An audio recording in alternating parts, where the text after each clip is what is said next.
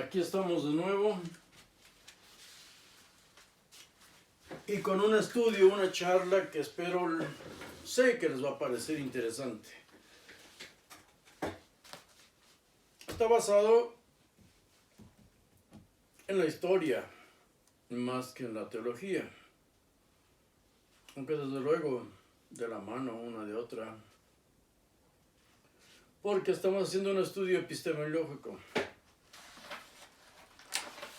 Por un lado tenemos las verdades, hechos que ocurrieron, y por el otro tenemos las creencias. En el término medio estamos nosotros, la epistemología, buscando conocimiento en ambos lados. Empecemos saludando a Honduras, Irapuato, Guanajuato, Valle de Cauca, Colombia, Cartagena Ibérica, Guayaquil, Ecuador, Patagonia, Argentina, Chile, Oxnard, California, Quisqueya la Bella, Paraguay, Tlaxcala, y un saludo a todos los que nos acompañan. En la última semana, más de 2000 vistas tuvo nuestra charla. Qué alegría, de verdad, qué alegría, porque si estuviéramos en las aulas universitarias con un aforo de 30 a 35 personas por cada salón, llenaríamos 60 salones, toda una universidad. Qué gusto, qué alegría. Bien, hagamos un pequeño repaso del video anterior, 230. Recordemos que en el año 44 después de Cristo muere el rey Herodes Agripa, aquel que fue aclamado como un dios por su pueblo, el pueblo judío. El pensamiento, la idea, que es donde debemos transportarnos nosotros para adquirir conocimientos. El pueblo judío tenía las mismas ideas, el mismo pensamiento de los paganos, llamados paganos, que consideraban a los emperadores, incluso emperadores vivos, como unos dioses. Aquí estos, ante un discurso de Herodes Agripa, y sobre todo impresionados por la vestimenta, según la historia llevaba un vestido bordado de plata. El rey iba con un bordado de plata, que los rayos del sol se reflejaban ahí. Y cuando empezó a hablar su pueblo, el pueblo judío lo aclamó: eres un Dios, voz de Dios y no de hombre. Es gente humilde, y sobre todo son personas que no tenían los conocimientos que tenemos hoy nosotros en nuestra disposición, al alcance de nuestra mano. Repito, un pequeño repaso, porque muriendo él, Herodes Agripa, toma el mando como procurador. Vuelven a enviar procuradores. El hijo de Herodes Agripa era un niño. Entonces envían a Cuspio Fado de Roma, que gobernó Judea del 44 al 46, muy pocos años después de la muerte de Jesús. Muy pocos años. Jesús recién había muerto. Y como lo dije, no ocurrió nada, absolutamente nada. Solo le importó a su familia, y eso lo vamos a ver en el nacimiento de los cristianismos. Cuspio Fado sofocó 3 rebeliones mesiánicas. Seguían buscando mesías. Y mesías que reunían a cientos o miles de personas. Que cientos o miles de personas morían por ellos. No como a Jesús, que todos lo abandonaron. Uno de esos mesías fue Teudas. Aunque en la Biblia el dato, como muchos otros, está equivocado. Está equivocado conforme a lo que vemos en la historia. Ese fue Teudas, un mesías muy conocido. Lo tratamos en el video anterior. Del 46 al 48 una vez que le quitan el mando a Cuspio Fado, Judea es gobernada por un general, Tiberio Julio Alejandro. ¿Quién fue Tiberio Julio Alejandro? Era judío. Ese general era judío romano, igual que Pablo. Porque a Pablo cuando le conviene dice, no me golpes, soy ciudadano romano y de nacimiento.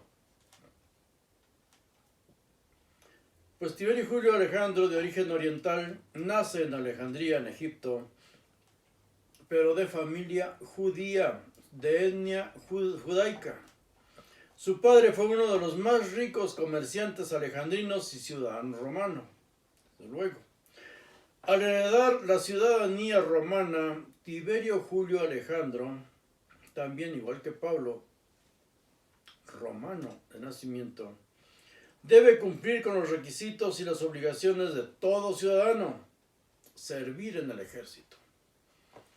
Por eso, y en un video no recuerdo ahorita, pero a Pablo lo vemos sirviendo realmente al ejército romano, no al Sanedrín. Él servía al ejército romano. Lo volveremos a analizar más adelante. Pablo, al ser ciudadano romano, tenía que servir en el ejército romano. Los judíos tenían ciudadanía griega, desde que fueron utilizados por Alejandro Magno, año 322 a.C., cuando Alejandro Magno conquista Egipto. Incluso, y a mucho orgullo, ellos hacían llamar macedonios, porque Alejandro Magno era macedonio. Cuando Roma conquista Egipto, los judíos pasaron a ser ciudadanos romanos. Los judíos que radicaban en Alejandría. Déjeme leer esto porque es muy importante. Muy importante. Y ya vi que no se aburren de que veamos en los libros, en la historia directa. Todos los que escriben kilos y kilos de libros están basados realmente en muy pocas fuentes. Esta es una de esas fuentes. Alejandría. Uno de los servicios de Tiberio Julio Alejandro. En la página 136 de este libro, La Guerra de los Judíos. En Alejandría los ataques contra los judíos eran constantes por parte de los naturales desde el tiempo de Alejandro Magno. Siempre estaban en pugna. Que les concedió mismos privilegios que a los griegos por haberle auxiliado en su guerra contra los egipcios. Conservaron las mismas libertades con sus sucesores, quienes les asignaron una parte especial de la ciudad para que viviesen sin ser manchados por el contacto con los gentiles. Bueno, de modo, es el que escribe es judío, obvio. De modo que no se mezclaron apenas con ellos y también les otorgaron la facultad de llamarse macedonios.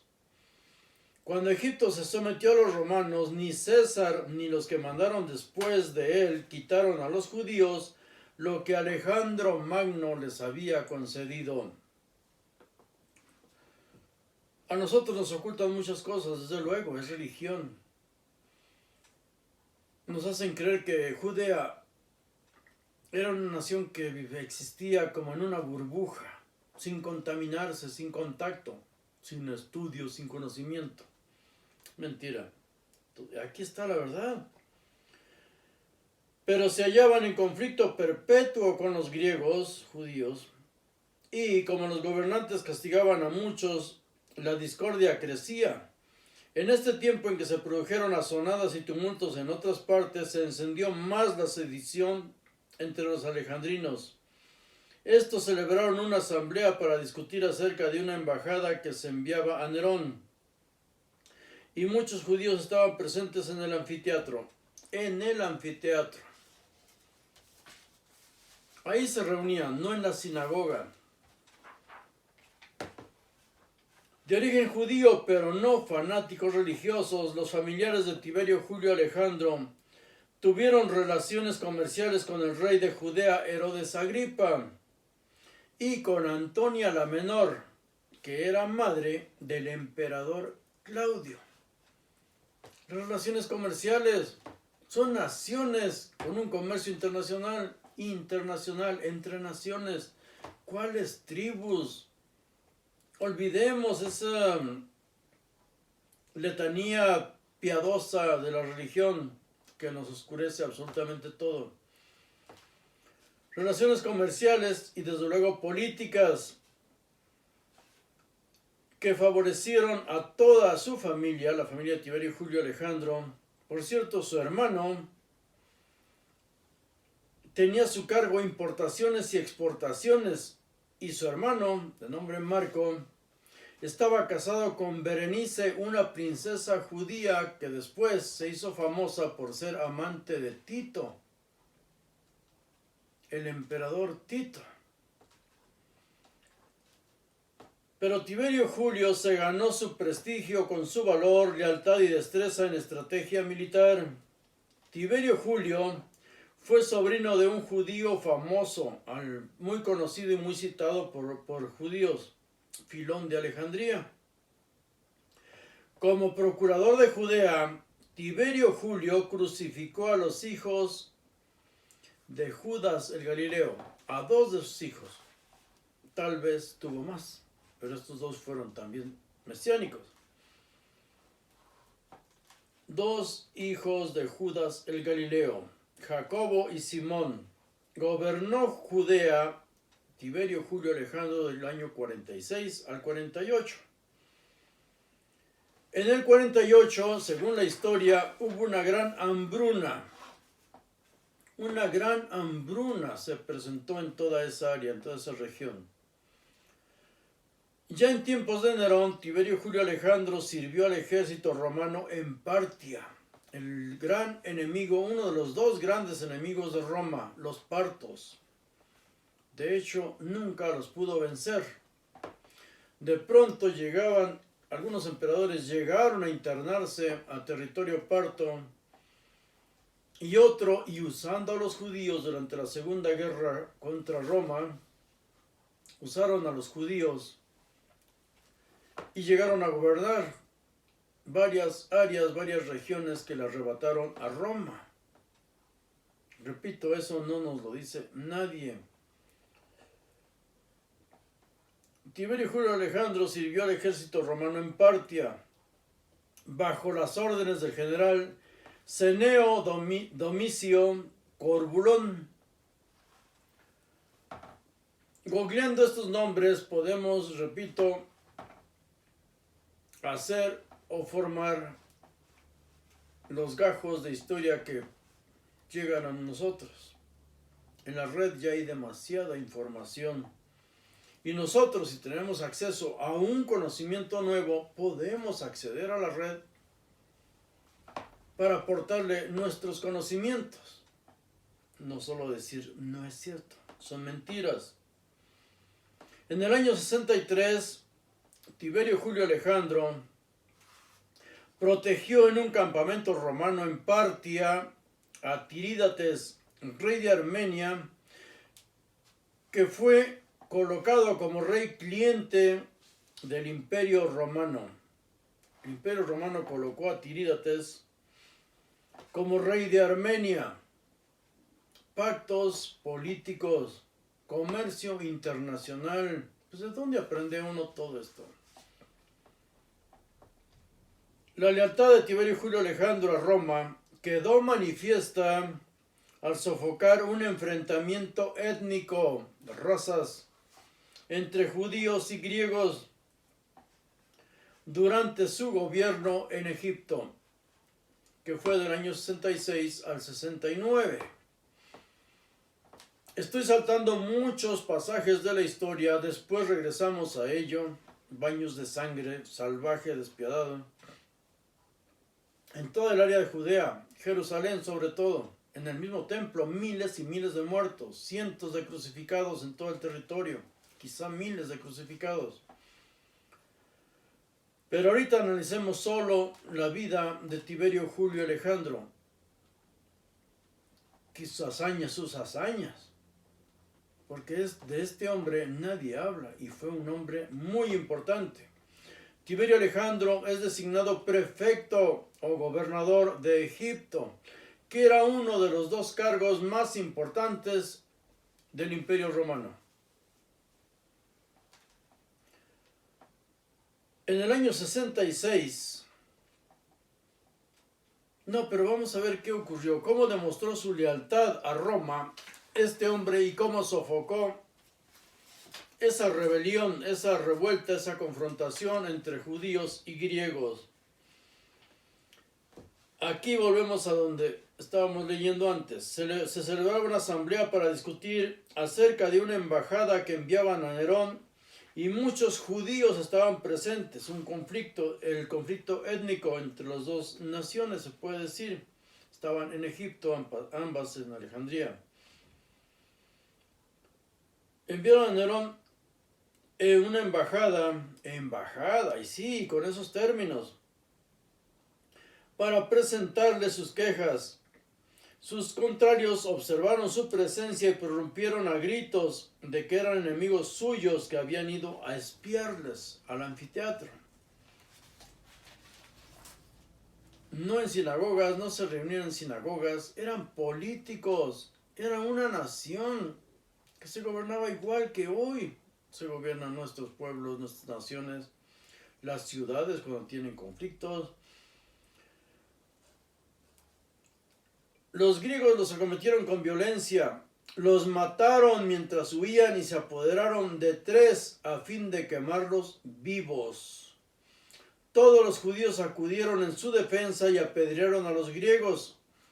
A continuación tomaron sus lámparas y penetraron con vehemencia en el anfiteatro, amenazando con abrazarlos hasta el último hombre, o sea, quemarlos vivos. No hubieran dejado de hacerlo de no aplicar su pasión.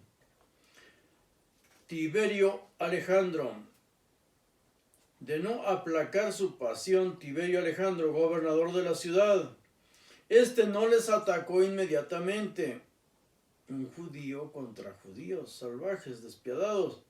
Este no los atacó inmediatamente con las armas, sino que les envió algunos principales y les amonestó que se mantuviesen en paz si no querían chocar con el ejército romano. Él controlaba 2 legiones ahí en Alejandría. Pero los sediciosos se rieron de las palabras de Tiberio y profirieron insultos contra él. Le llamaban renegado, porque siendo judío servía al ejército romano. Convencido de que no podría calmar a los revoltosos más que a costa de sufrimientos, mandó contra ellos las 2 legiones romanas de la ciudad, más 2000 soldados que habían llegado de Libia. Por casualidad, pasaban ahí, estaban pernoctando y los ayudaron a aplastar a los judíos. Les permitió no solo que matasen a los judíos, sino que saquearan todo y pusieran fuego a sus casas. Un judío exterminando judíos. Los soldados se lanzaron sobre los judíos en la porción de la ciudad llamada Delta. Eran de hecho 4 secciones con las primeras letras del alfabeto griego, donde habitaban. Y ejecutaron la orden, pero no sin sufrir bajas, porque los judíos se habían congregado y puesto en su vanguardia a los mejor armados. Así resistieron bastante tiempo. En cuanto retrocedieron, fueron acuchillados. Su destrucción fue completa. Unos fueron alcanzados en las calles y otros en sus casas que, una vez saqueadas, fueron quemadas con ellos dentro. Entonces hay quienes dicen que hubieran querido vivir en el siglo I. No se respetó a los niños ni se reverenció a los ancianos. Vaya. Mataron personas de todas las edades hasta que el lugar estuvo inundado de sangre y 50,000 cadáveres yacían en montones. No hubiera quedado rastro de ellos si no se hubiesen puesto a suplicar.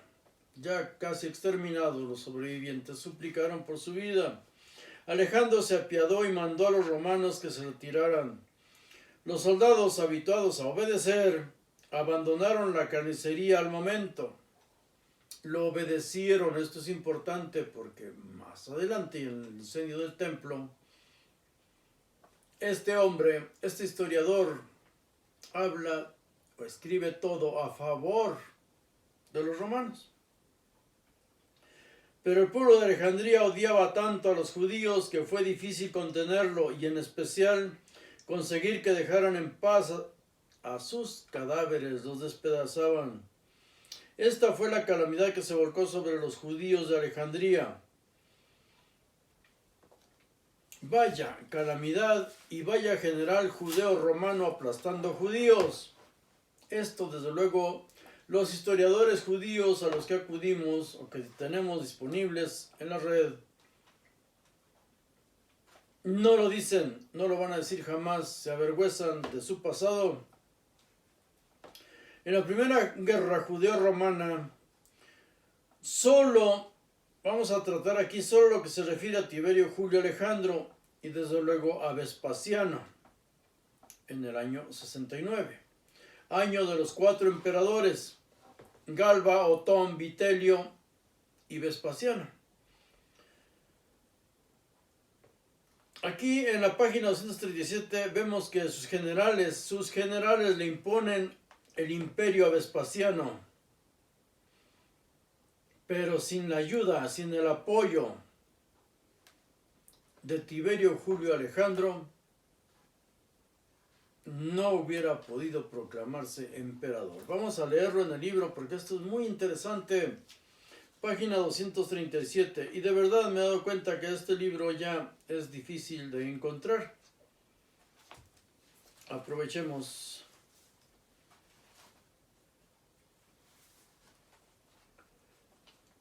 Aquí vemos que los jefes y soldados de Vespasiano se congregaron abiertamente en tertulias para consultar y examinar el cambio de los asuntos públicos y gritaron indignados que en Roma vivían los legionarios en un mar de delicias y, sin apenas haber oído o acudido a una guerra, elegían emperadores con la esperanza de lucrarse.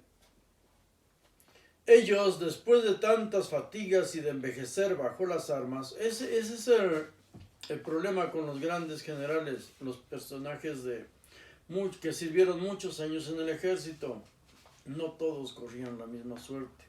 Tenía que ser un gran triunfador su jefe, su general, su líder. Pues bien, todos ellos solo lucraban y estos hombres iban de una guerra a otra, de una nación revoltosa a otra. Ellos, después de tantas fatigas y de envejecer bajo las armas, consentían que aquellos usaran su poder, teniendo entre ellos un varón más digno del imperio que todos los que lo habían recibido. Si desperdiciaban aquella ocasión, esto es lo que los altos oficiales del ejército conspiraban, si desperdiciaban aquella ocasión, ¿cuándo podrían recompensar a sus generales? Había razones justísimas para que Vespasiano fuese emperador en lugar de Vitelio, de la misma manera que ellos, que eran más honestos que quienes habían elegido a los otros. Ellos habían arrastrado guerras no menores que las de Germania, otra parte donde siempre estuvo Roma en guerra. Pero hay una cuestión. Sus generales por fin le proponen a Vespasiano y él acepta. Pero ¿qué ocurre? Repito, todas las guerras no se ganan sin dinero, no se ganan sin pan, sin ser alimentados.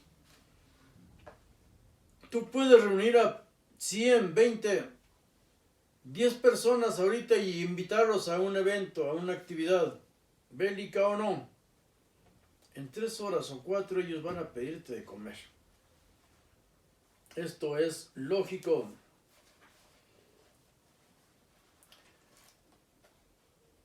Cediendo a las súplicas de Muciano y de los demás jefes, escuchando los gritos del ejército de que estaba dispuesto a luchar contra cualquier adversario, pensó en primer lugar, Vespasiano, en conquistar a Alejandría.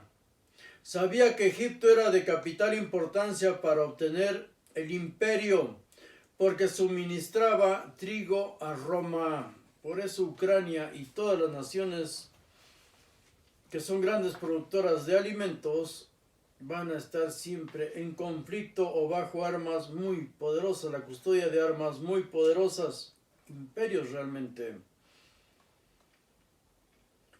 Si se apoderaba de este granero, conseguiría derribar a Vitelio, que intentaría conservar el mando por la fuerza. Quería atraerlo a que viniera a luchar, sin lograrlo en cuanto el pueblo de Roma careciera de pan. No solo de pan vive el hombre, pero sin pan nadie sobrevive. Además, deseaba sumar las 2 legiones de Alejandría a las suyas. Pensaba también que aquellas tierras le servirían para defenderse contra la adversidad si las cosas no resultaban según su deseo. Siempre deben tener un plan B. Todos los militares, ya que llevan a miles y miles de hombres a la muerte. Porque Egipto es difícil de entrar por tierra y no tiene buenos puertos. Cuando se pone en contacto con Tiberio Julio Alejandro, Vespasiano y Alejandro estaban prácticamente al mismo nivel, pero más experiencia, más famoso era Vespasiano que Tiberio Julio Alejandro. Pero en cuanto se ponen en contacto y sin la ayuda de Tiberio Julio Alejandro, no hubiera sido emperador. ¿Qué hace Vespasiano? Por consiguiente, con razón aspiraba Vespasiano a hacerse dueño de allí, Alejandría, para asegurarse de todo el imperio. Inmediatamente avisó a Tiberio Alejandro, entonces gobernador de Egipto y de Alejandría, del ejército que había reunido. Le planteó lo que ya tenía, del ejército que había reunido y de su deseo de que se aliara con él, ya que se había visto la necesidad de aceptar la carga del imperio. No le ordenó, le pidió que pactaran una alianza que lo ayudara. En cuanto leyó su carta, Alejandro obligó a las legiones y al pueblo judío y griego a prestar juramento de fidelidad a Vespasiano, lo que todos hicieron de buen grado, porque ya conocían su valor a causa de lo que había ejecutado. Vespasiano, seguro ya de todo, se preparó para su viaje a Roma. La fama esparció estas noticias mucho antes de lo que era de imaginar.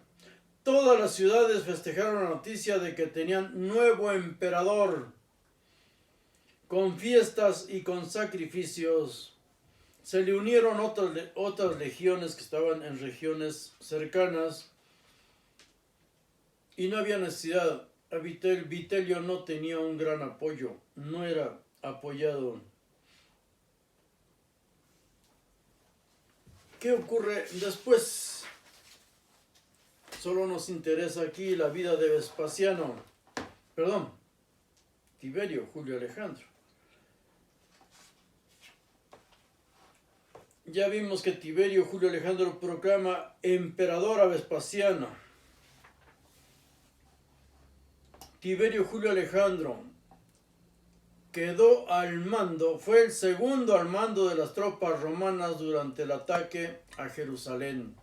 El segundo al mando durante el ataque a Jerusalén, porque el primero al mando era Tito, el hijo de Vespasiano. Vespasiano ya había ido a tomar el poder,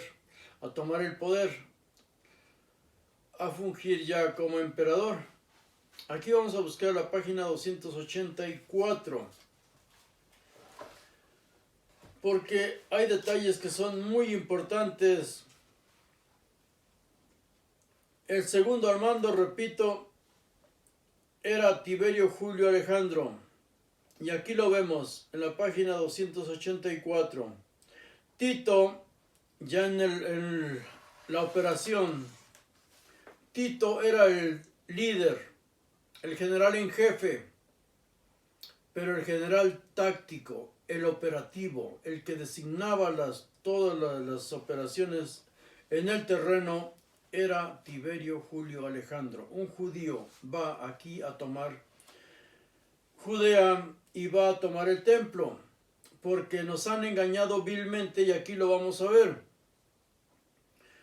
Nos han hecho creer que fueron 4 años de guerra que enfrentó Judea contra Roma, y eso no es verdad. Realmente fueron 3 años y medio de matanzas entre judíos y solo medio año de asedio de Tito y Tiberio Julio Alejandro a la fortaleza de Jerusalén. Tito, cercada toda la ciudad y dispuesta a las guarniciones, inspeccionaba el muro y las guardias al anochecer. Al anochecer. La segunda ronda fue asignada a Alejandro. Los comandantes de las legiones se encargaban de la tercera ronda de vigilancia y de trabajo. Los centinelas designaban por suerte los turnos para dormir y durante la noche recorrían los espacios que separaban los reductos.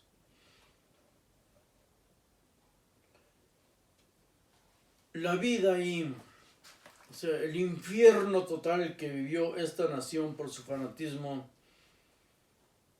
es de verdad indescriptible. Es indescriptible.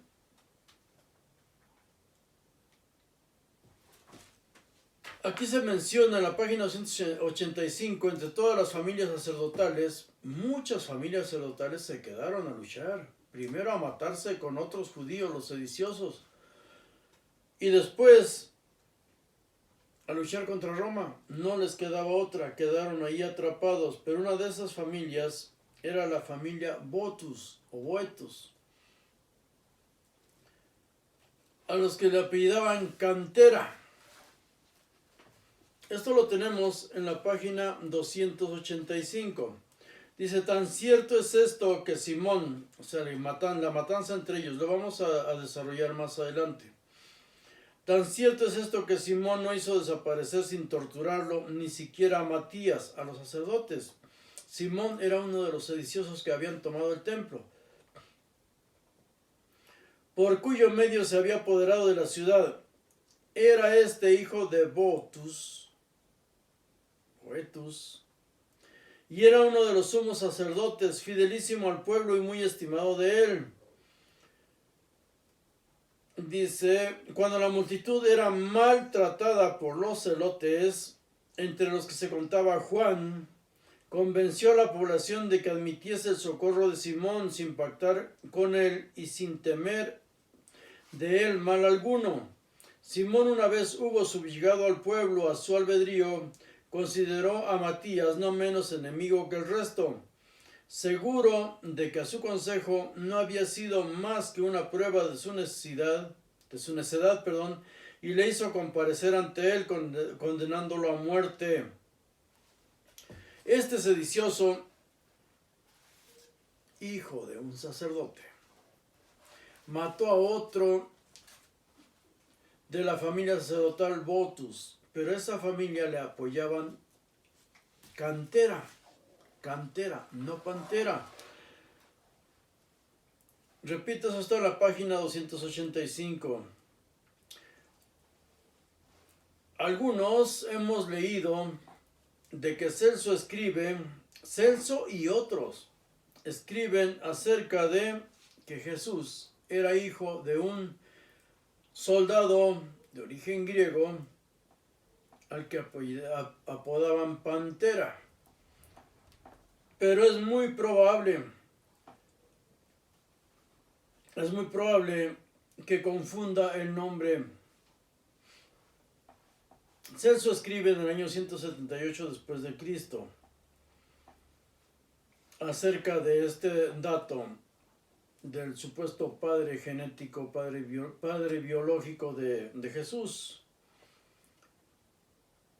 En el Sanedrín 107b y Sotach 47a dicen que Yeshua el Nazareno practicó magia y engañó a Israel.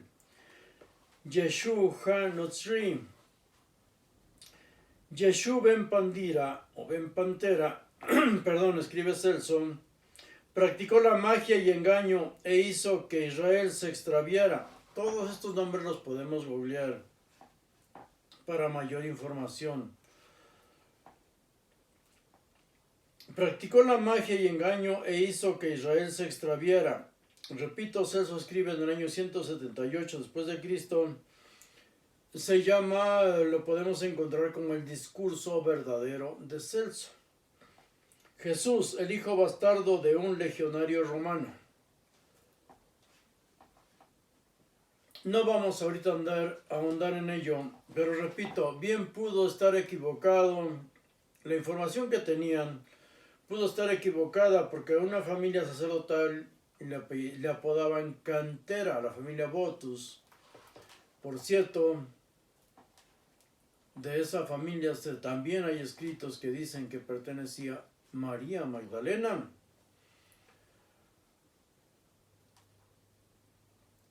Estos hombres, los sacerdotes, no son lo que nos han hecho creer, o no eran lo que nos han hecho creer.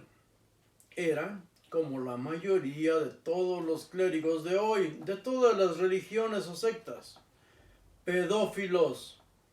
Y de hecho creo que debo tratar acerca de la pedofilia, porque es no solo permitida, ordenada por Dios a sus sacerdotes. Las niñas, si es que de verdad pululaban en el templo a los 3 años, es porque eran una ofrenda para los sacerdotes.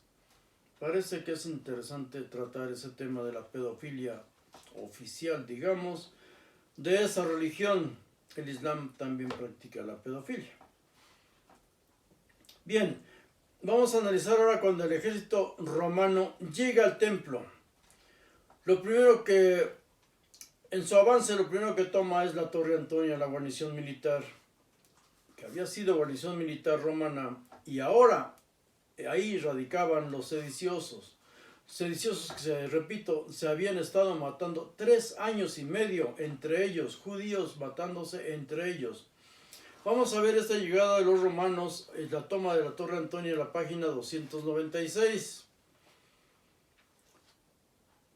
Les ruego que tengan un poco de paciencia, repito, pero es importante acudir a las fuentes, no a los libros, porque quien escribe tiene ya un propósito. Y leemos esto, y después leemos a los historiadores o los escuchamos y nos parecen infantilismo totalmente lo que están tratando. La toma del templo. La lucha se prolongó desde la hora 9 de la noche hasta la 7 del día. Los judíos acudían en tropel a fin de salvar el templo del peligro, mientras los romanos no empleaban más que una parte de su ejército, pues las legiones a que pertenecían los soldados no intervinieron en el combate y se contentaron por entonces con haber tomado la Torre Antonia. Después, y aquí encontramos una lista de los héroes, porque sí los hubo, por lo menos guerreros famosos, audaces, los más valientes entre los judíos, los sediciosos, los sicarios y algunos romanos también. La locura mesiánica. Una locura mesiánica total. Dios defendería su casa. Eso creían ellos, que Dios defendería su casa. Eso le inculcaban a los pobres que ya de por sí no podían huir. Josefo aparece aquí cuando le dice a Juan, supuestamente, tú, Juan, un sedicioso, arrebataste el culto a nuestro Dios. A Josefo lo ponen los romanos a que en su lengua aramea les pida, no les ordena, que les pida que se rindan, que salven su templo, que no lleven ellos su templo a la destrucción, que no les prediquen tantas mentiras. Pero esta frase es importante. Tú le arrebataste el culto a Dios. Porque eso hace Jesús cuando ataca el templo. Ataca a los que llevaban a los más humildes, los que llevaban palomas. Ataca a los pequeños cambistas, los que por dinero iban a comprar un animal para ofrecerle los sacrificios a su Dios. Por eso digo, nos han envuelto con engaños, nos han envuelto con mentiras, pero tenemos la verdad en las manos. Solo hay que leerlo. Y si estamos leyendo el Nuevo Testamento, aprendamos a leer fino, lo que es o cabe en la razón, y siempre ubicados en su tiempo y en la clase de personas que eran estas.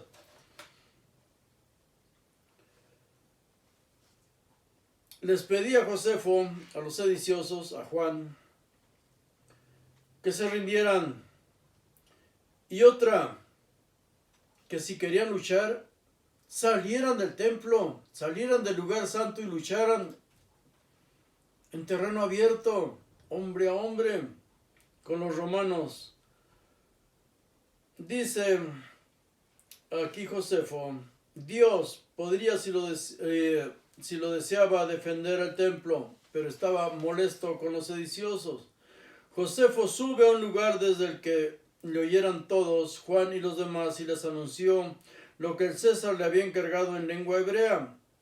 En este caso hablaban arameo.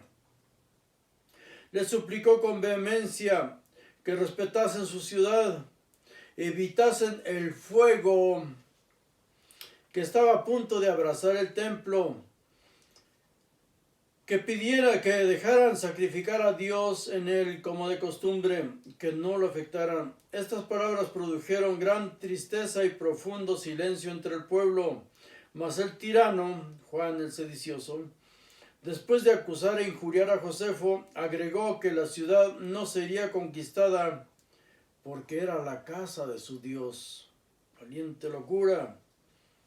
Bueno, hoy miles de millones de personas creen que Dios habita en los templos que se fabrican o les hacen sus pastores. Se dicen uno al otro, tú le has arrebatado la gloria y los sacrificios a Dios, pero Josefo dice que no, que es él, el sedicioso, el que impide los sacrificios, y ahora se le están ofreciendo sacrificios humanos. Miles y miles de personas estaban muriendo, los cadáveres los pisaban, eso lo vamos a ver en el siguiente.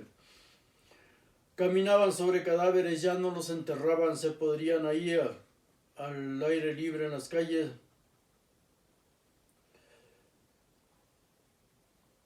¿Qué ocurre cuando entra Roma, cuando se van acercando? El santuario empezó a caer en poder del enemigo y por eso pedían no ver arder la casa de Dios. Josefo decía que se rindieran, que no vieran arder la casa de Dios. Pero ¿quién fue el primero que empezó a incendiar el templo? Es Dios mismo quien pone el fuego purificador en manos de los romanos. Está escribiendo Josefo, un judío que trabajaba para los romanos. Es Dios, por tanto, es Dios mismo quien pone el fuego purificador en manos de los romanos, quien desarraiga esta población llena de tan enormes maldades. Algunos lloraban, otros se querían rendir, Otros, en cambio, guardaban el momento oportuno para huir en secreto hasta el campamento romano, entre ellos los sumos sacerdotes José y Jesús. Algunos hijos de sumos sacerdotes también, 3 de Ismael, que fue decapitado en Cirene, 4 de Matías y 1 de otro Matías, que fue asesinado por Simón, hijo de Gioras. Con 3 de sus hijos, como ya he relatado, el cual se pasó a los romanos a poco de la muerte de su padre. Con esto desertaron muchos nobles. El César no solo los recibió con dulzura, hay que ver la ternura con que escribe Josefo de los romanos. El César todavía no era César. Tito era el general al mando, pero no César aún. El César no solo lo recibió con dulzura, sino que, comprendiendo que le sería arduo acomodarse en otra nación, lo llenó de promesas de que le restituiría sus bienes en cuanto acabase la guerra. Ellos se retiraron alegremente a la pequeña ciudad, libre ya del peligro. Al notar que no reaparecían los sediciosos, esparcieron el rumor de que los desertores habían sido ajusticiados por los romanos, con el propósito de espantar a los que quedaban, a los que pensaban huir. Tito los mandó traer de vuelta y los presentó a los judíos para que vieran que estaban bien. Les estaba dando la oportunidad de que se rindieran. Todo aquel que saliera sin armas en las manos, sin pretender atacar, iba a ser perdonado. Vamos a encontrar eventos que después se ponen en boca de Jesús, como eso de que tu tiempo ya pasó. Tuvieron tiempo de arrepentirse, ahora no, tráiganlos ante mí y córtenles la cabeza, decapítenlos delante de mí. Aquí vemos toda esa locura mesiánica. Esa nación estaba enferma con esos cuentos. Cómo se peleaban entre ellos. Cómo les ruegan que salgan para que evitar que sea quemado su templo, porque obvio lo iban a destruir y lo destruyeron a fin de cuentas. Quien iba a poner el fuego era Dios mismo por medio de las manos de los romanos. Y a todo esto le llamaban purificación. Dios iba a purificar su casa con fuego.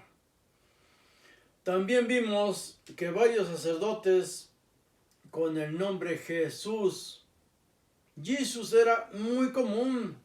Los nombres griegos, era una nación totalmente helenizada. La hambruna que sufrieron, los malos gobiernos, porque sí los hubo, y ese mesianismo enfermo, que después vamos a ver esa prédica de dónde salió. Ese mesianismo enfermo contagió a toda la nación hasta su destrucción. Lo que hoy es Israel no tiene nada que ver, lo he dicho hasta el cansancio, con lo que era en ese tiempo. En la página 300 nos relata que el templo estaba lleno de cadáveres antes de la entrada de los romanos. Esto es difícil de creer. Por eso es mejor leer los libros. Tito, preocupado por el estado de las cosas, reprochó a Juan y a su bando con las siguientes frases: no levantaron perversos contra nuestra anuencia, nuestro permiso, el tabique frente al santuario. O sea, ellos lo construyeron porque Roma les dio los instrumentos, igual que antes se los había construido Ciro, el rey persa. Dice, no os permitimos colocar pilares a trechos en los cuales grabaron en griego y en su lengua que ningún extranjero debería pasar de ahí.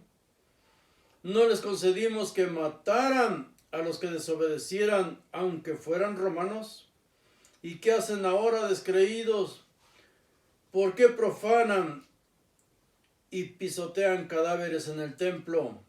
¿Por qué manchan la casa santa con la sangre de extraños y de judíos? Son palabras que pone Josefo en boca de Tito.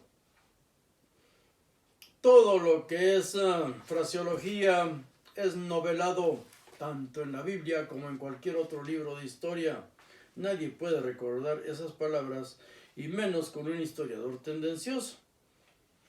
Pero la matanza, desde luego que sí ocurrió. Dice, si eligen otro campo de batalla, ningún romano se acercará ni ofenderá a su santuario. Yo guardaré su templo, lo quieran o no. Aquí encontramos otro pasaje muy importante. Debido a la estrechez del sitio, no podía llevar todo el ejército contra ellos, pero escogió 30 soldados valerosos de cada centuria. Asignó 1,000,000 a cada tribuno. Los tribunos tenían bajo sus órdenes a 1,000 soldados ahí en la guerra. Pero es para daros una idea de que si Jesús comía, también Juan el Bautista comía con centuriones y con tribunos. También Juan el Bautista, está en la Biblia, bautizó a centuriones y a tribunos. Militares de muy alto rango. Porque todas las sediciones, todas las guerras, todas las revueltas, están involucrados siempre sacerdotes, políticos y militares, siempre. El pueblo es carne de cañón. Siempre lo va a hacer. En la página 303 vemos que los judíos empiezan a incendiar el templo. Y los romanos 2 días después también incendian otra sección. Los judíos incendiaron una parte del templo para evitar que el ejército romano avanzara, donde el ejército romano ya estaba minando las bardas, las murallas. Estos prendían fuego. El templo estaba dividido, y lo sabemos, en varias secciones. Y todas estaban fortificadas. Y había ¿cuántas? 12 puertas. Tenía 12 puertas ese templo. Los sediciosos empiezan a incendiar los pórticos. Lo vemos en la página 304. En el mes de agosto, o Panemo, como le llaman en hebreo, o Tamuz, que es el original babilonio. De hecho, hoy los meses hebreos son los que trajeron de Babilonia y están en ese idioma. Pues los sediciosos empiezan a incendiar los pórticos. Vamos a leer lo mejor del libro, porque repito, siempre hay que reforzar esto que es tan difícil de creer.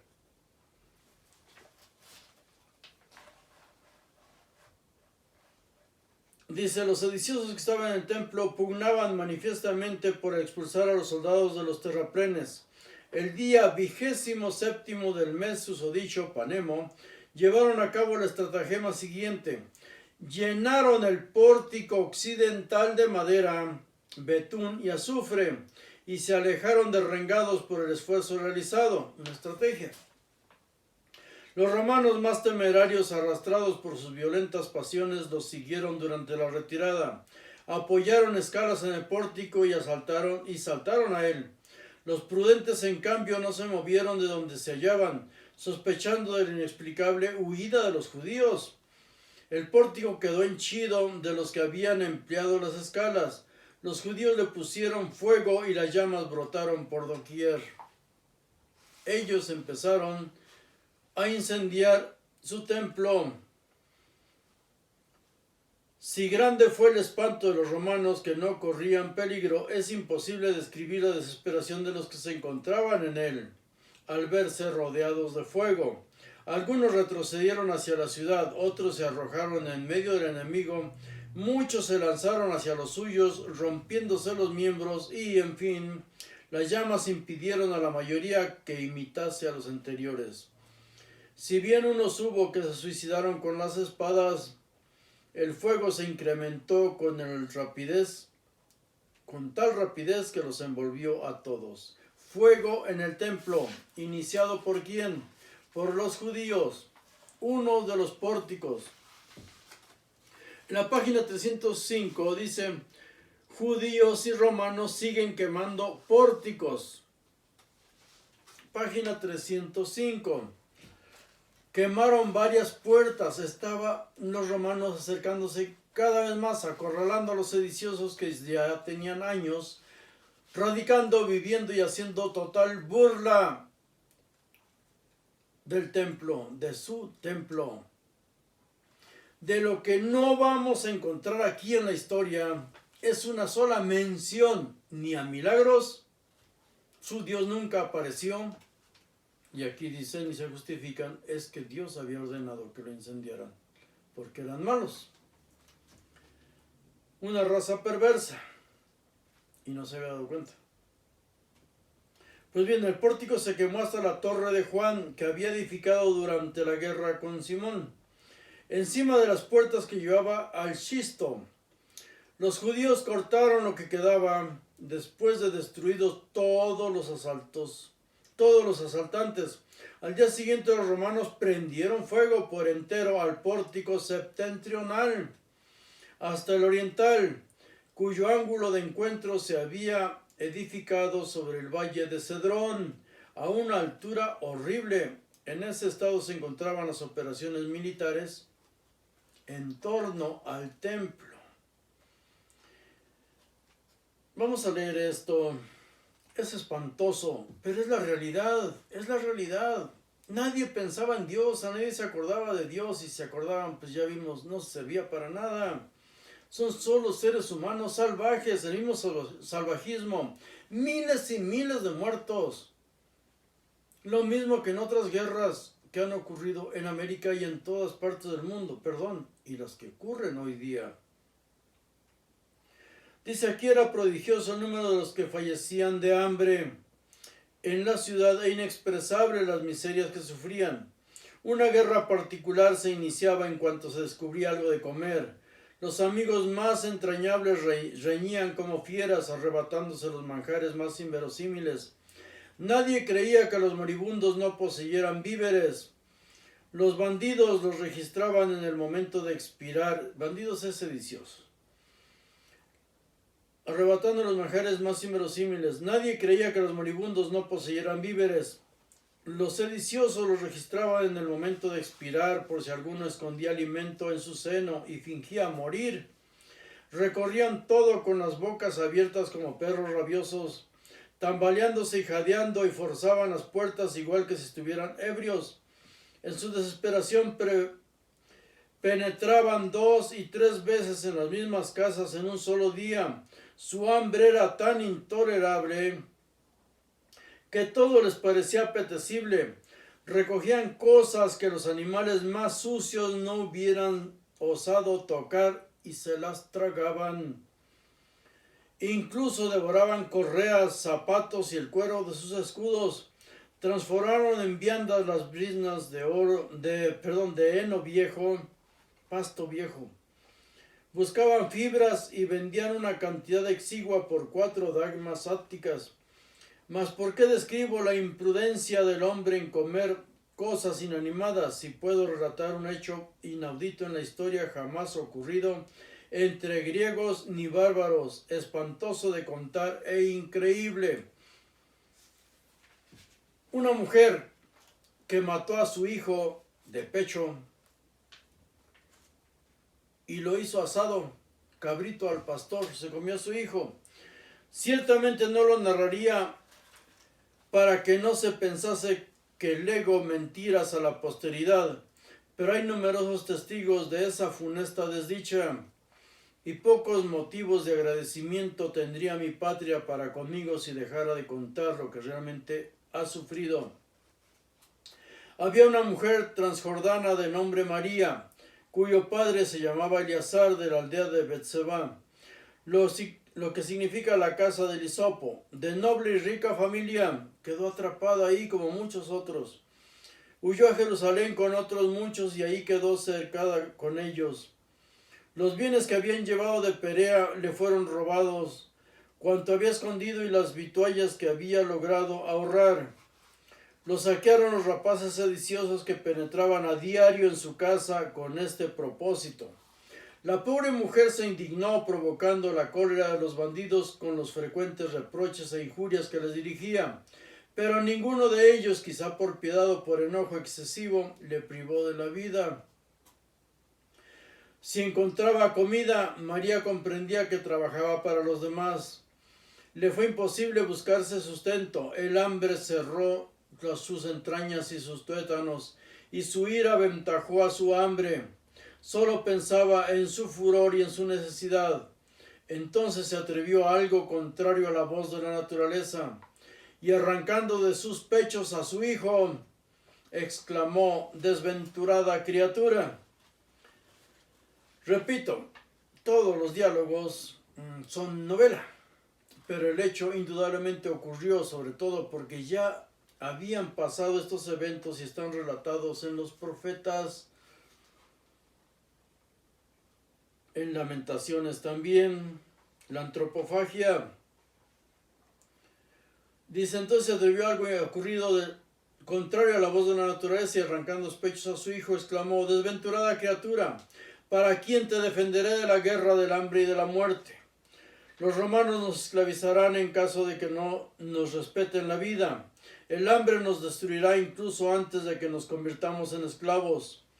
Por esos rufianes revoltosos son peor, pero esos rufianes revoltosos son peores que todo eso. Ven, aliméntame. Acosa como una furia a esos forajidos, hazte proverbial, que es lo único que falta para completar las calamidades de los judíos». Dicho esto, mató a su hijo, lo asó y comió una mitad, escondiendo la otra. Los sediciosos, atraídos por el olor del alimento, del espantoso asado, la amenazaron con degollarla al instante si no les entregaba el alimento. María repuso que les había reservado un bocado apetitoso y descubrió lo que restaba de su hijo. Les dominó el horror y la perturbación hasta el extremo de quedarse sin habla, y María insistió: «Este es mi hijo y esta es mi hazaña. Vamos, coman. Yo ya me he saciado. No finjan ser más tiernos que una mujer o más misericordiosos que una madre. Pero si son más escrupulosos y desdeñan mi sacrificio, déjenme el resto, ya que he devorado la otra mitad».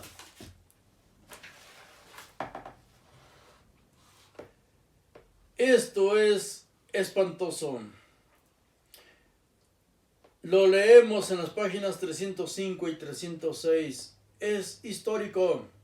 Relatos de estos, repito, ya aparecen en la misma Biblia, cuando Israel era asediado por los enemigos.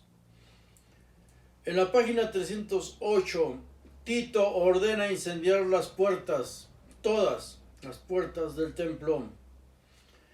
En la misma página 308, Tiberio Alejandro es nombrado como comandante de todas las fuerzas romanas. Y en la página 309, Tito arrasa con todo el templo.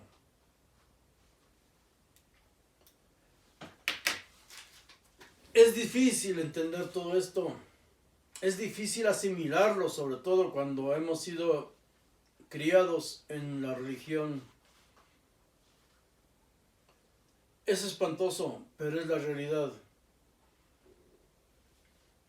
Vamos a ver otras hazañas de estos sediciosos. Y sí, voy a hacer un resumen de la pedofilia ordenada por Dios para poder comprender todo.